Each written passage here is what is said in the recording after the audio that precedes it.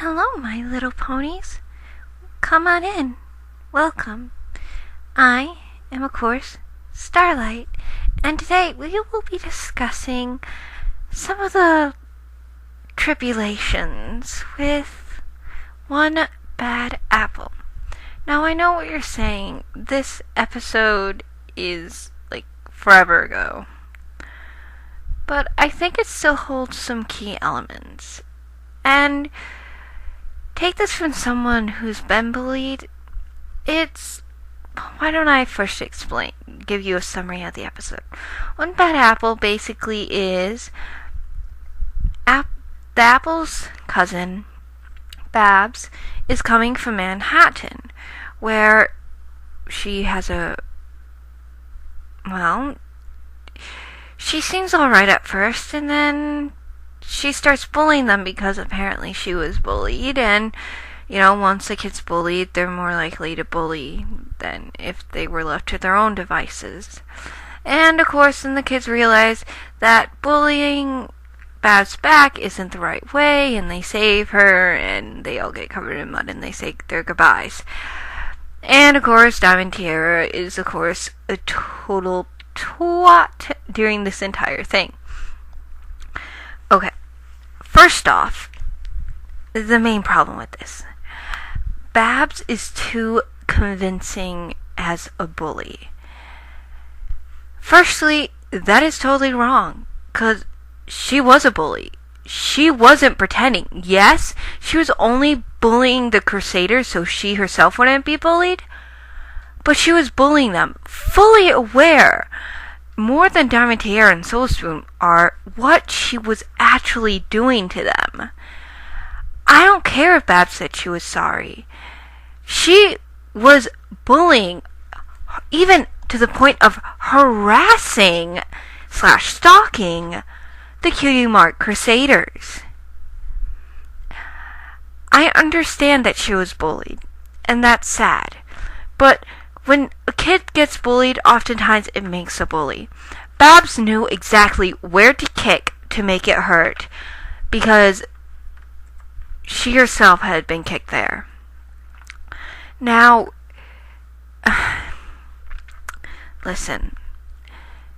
I understand that Babs was sorry, but it wasn't until she got called out on it. And everybody can cry. Now, I believe Babs is actually sorry. I believe she did learn her lesson. But she wasn't pretending to be a bully. She was a bully. And I hope she learned her lesson thoroughly. At least it seems like from the next time that we see her that she was doing better. But maybe I should go a bit more into, what happens when someone's bullied. First off, it often hurts, and whether it's physical or not. See, I was one of those few kids that was not only verbally bullied, but I was also physically bullied. See, way back when I was a little filly in remedial middle school, I was what you might say small, and I'm actually rather shy, and I like to read. I'm rather intelligent, but I did in fact have disabilities, in which case they put me in the class that was supposed to help with my disability. But the problem with that was that there was only one class for students that had reading, writing, basic literature disabilities, which I happen to have a writing disability and a reading disability. But just because I had that, I worked very hard to become very smart, to the point that I actually overcame my reading disability, and I learned to love to read. I would read a book in about 2 days that most kids would probably take about 2 to 3 weeks to read. So I was very smart, and it just so happened in this class I was in that if the teacher asked a question and nobody could answer it, he would give you homework on that subject, and trust me, he had stacks and stacks of these. And then on the next day, you would have a quiz on it. Now, I don't like having extra homework, and I do not like tests or quizzes. So, of course, I would answer the questions. You think the kids in the class would be thankful that I saved them a bunch of extra work, or you would be wrong. See, in particular, the football players and the wannabe gangsters, I would like to call them, because I don't really think you can live in the suburbs and be a gangster while riding around in the back of your mom's minivan. That is not gangster. Pull up your pants, people. Pull up your pants. Anywhoozits. So, me being small, weak, vulnerable, and rather shy, I was, of course, an easy target. It started off with simple things, them, mimicking me, making jokes at my defense, knocking my books down into the hallway. Eventually, it escalated to the point where they were picking me up and putting me on top of lockers. That is not cool. It was I could seriously get hurt jumping down for these things. Oftentimes, I had to wait until a janitor came around and find me. By the way, if you're a little kid getting bullied, befriend the janitors. Trust me, they will get you out of the lockers, the closets. They will help you down off top of the lockers. They will make sure that you're not jammed into your lockers when they pass by. It is a helpful friend to have. Don't have to be all buddy-buddy with them. Just, if you bring sweets to class for something, drop one off in their office. Just say hi and bye if you happen to pass by them when you're going home or coming in. It's not that hard. It is a good friend to have, my friends. A very good friend. Anyways, it eventually got to the point where one day this happened after I refused to be in a group with the football players because I really didn't want to do all the work for this science project. I think it was like the phases of the moon or I don't remember. And the football player, which I happened to be running behind that day due to the fact that I had to go talk to one of my teachers about a test or something, and the hallway was practically empty. Only to hear someone yell, look down the hallway, and to see a full football player in football attire ran me into the locker. I passed out, or got knocked out, either one. And once again, the janitor was nice enough to take me to the clinic, so that way then I could have the nurse shine a light into my eyes and make sure I didn't have a concussion. I did not, thankfully, though I did have a splitting headache and my back hurt. Those little knobs do not feel nice. Anyways, at that point, of course, my teachers knew that I had been having bullying problems. I was not the type. While I was shy, I knew that I should talk to them after the whole incident where after they started putting me on lockers. I started talking to my counselors, and every time I had an incident, I would go there, and I would have, he kept a folder of all the incidents. After this last one, my counselor decided to try some group therapy. Of course, the football player that ran me, which luckily I knew who it was due to the number on the jersey. Yeah. Not the smartest, were they? Anywho's they decided to stick us all in a room and make us play board games. Yeah. Very helpful. They just didn't want to have to lose half their football team. In short, it did not really help. If anything, it made them hate me more. It basically came to the point that I would ask teachers to walk me to my other classes, which they did because I was a nice student.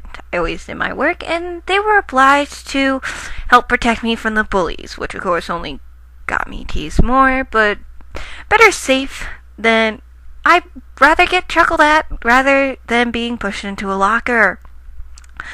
Especially because I have a phobia of being trapped in places. But the point is that even if you talk to an adult, it doesn't solve the problem. Matter of fact, short of becoming violent, there is no way for me to stop this bullying, which as a 45-pound little girl who was about 5 foot, maybe less shorter than that at the time, I had no way that I could defeat football players, even middle school football players. So I decided that, guess what? I moved. Yep, I ran away. Not the best thing, and it's not always optional, but I was happy. I moved to a small town school where I was quite happy. Wasn't ever bullied again, although I did make some questionable friends, which I eventually corrected.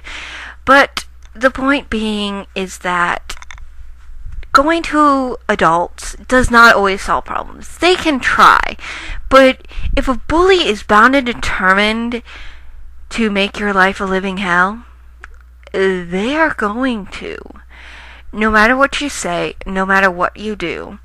And short of beating them to a pulp to prove that you are stronger than them, there's no way to stop it.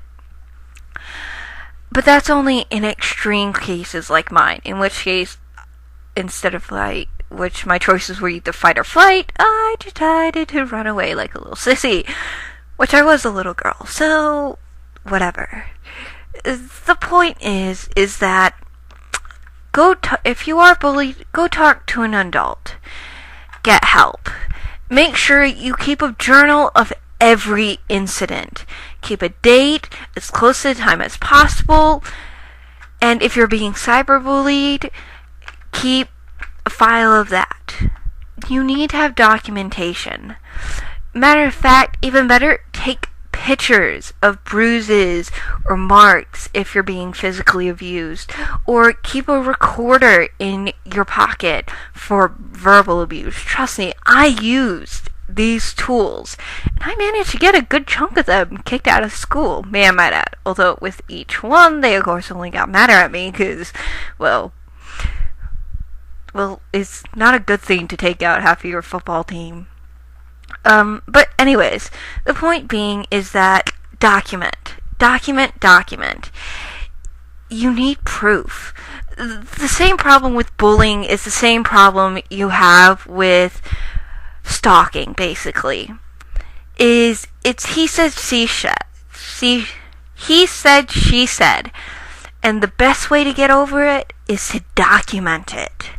You need proof. If you're going to get a bully expelled from your school, you need proof. Otherwise, and in some cases, you're going to have to fight back. You can't always run, duck, and hide, and it doesn't always work. There were some cases where I had to fight, and why I did, in fact, get horribly beat up. The point is that I fought. You sometimes have to stand up for yourself.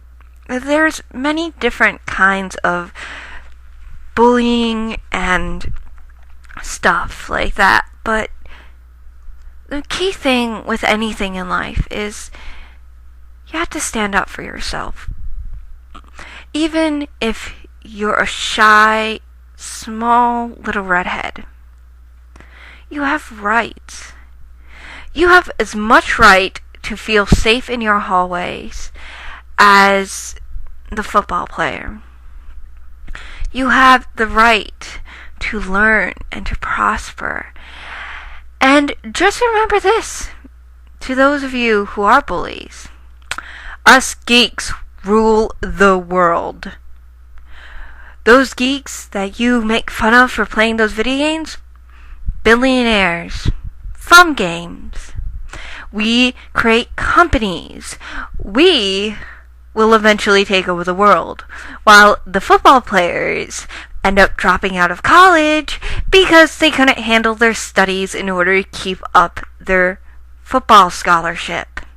I'm not saying this is always the case, but let's face it, while the jocks might be the big leagues in school, it's those who have intelligence that have the ability to take control, to work and get places in life.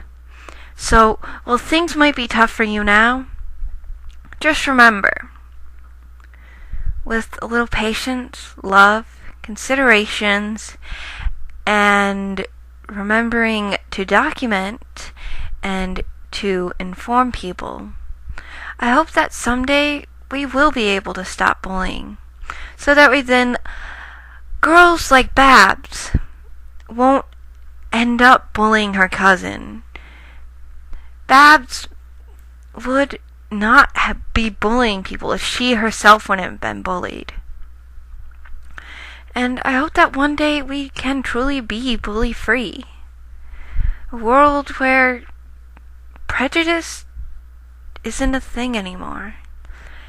I know it's far-fetched, but I look forward to the day where prejudice is gone. There's no more little kids getting expelled from school for carrying MLP backpacks. That little boys and girls can get along. And that the world can become a better place. So, my little ponies, I know that this is more of a PSA type episode instead of really one, but I think it helps us get more insight into Babs and in the Cutie Mark Crusaders and why they did what they did. Not that they were right or wrong, just give us insight. So, my sweet little ponies, I bid you a farewell. And don't you forget to sparkle. Starlight Pony is shining out.